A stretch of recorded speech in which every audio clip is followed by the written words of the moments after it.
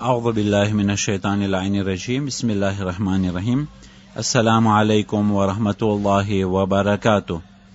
મૌલાએ કાયનાતની વસિયતો અંદરમાં 8મી વસ્તુ બયાન કરે છે વસલાહે ذات بينكم فإني سمعت جدكما صلى الله عليه وآله وسلم يقول صلاح ذات البين أفضل من عامة الصلاة والصيام.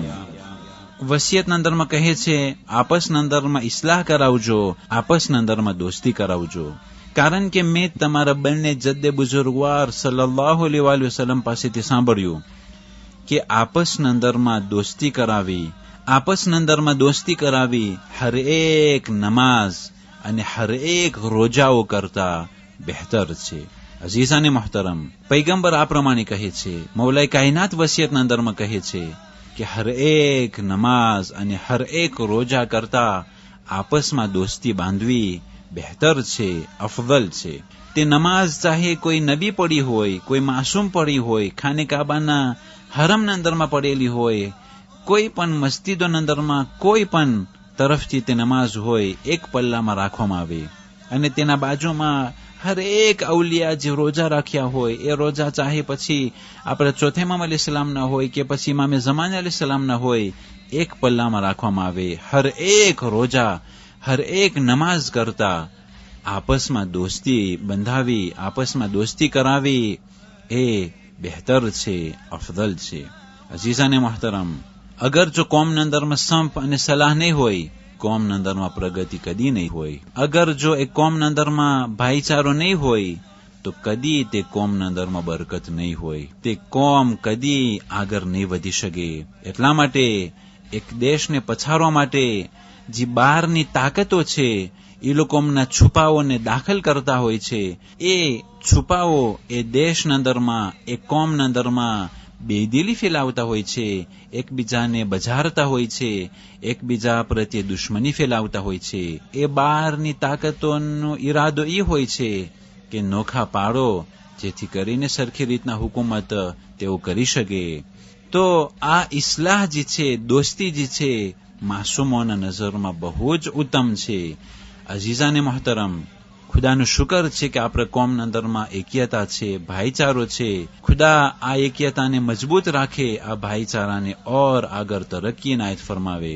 અગર જો દોસ્તી કરાવી એટલું અફઝલ હોય હર નમાઝ અને હર રોજા કરતા, તો આપસના અંદરમાં દુશ્મની ફેલાવી, ફસાદ અને ફિતના ફેલાવા અને ફાટા પારવા એ કેટલો મોટો ગુનો હશે, એના પછવારે કેટલો મોટો અઝાબ સમાયેલું છે.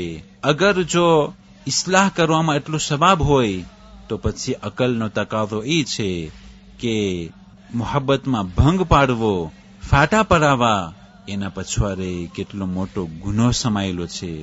અઝીઝાને મોહતરમ, એ ઝાલિમોના ઇતિહાસ આપણે જોઈ ચૂક્યા કે જે લોકો ફાટા પરાવતા હતા એ લોકોનો અંજામ શું થયો છે. એ ઝાલિમો અમુક તો કેદમાં પુરાઈ ગયેલા છે અને અમુક તો હલાક થઈ ચૂક્યા છે.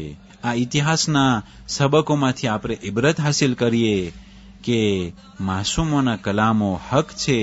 ભાઈચારો, મોહબ્બત કોમના અંદરમાં, ફેમિલીના અંદરમાં, ભાઈઓના અંદરમાં એ મોહબ્બતને ઓર વધારો કરીએ.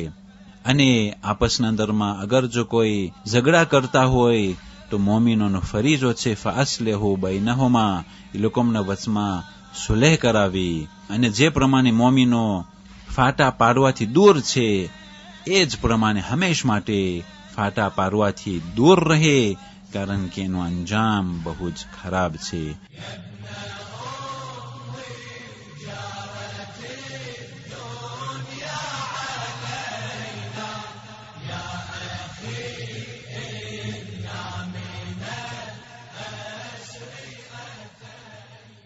والسلام عليكم ورحمة الله وبركاته.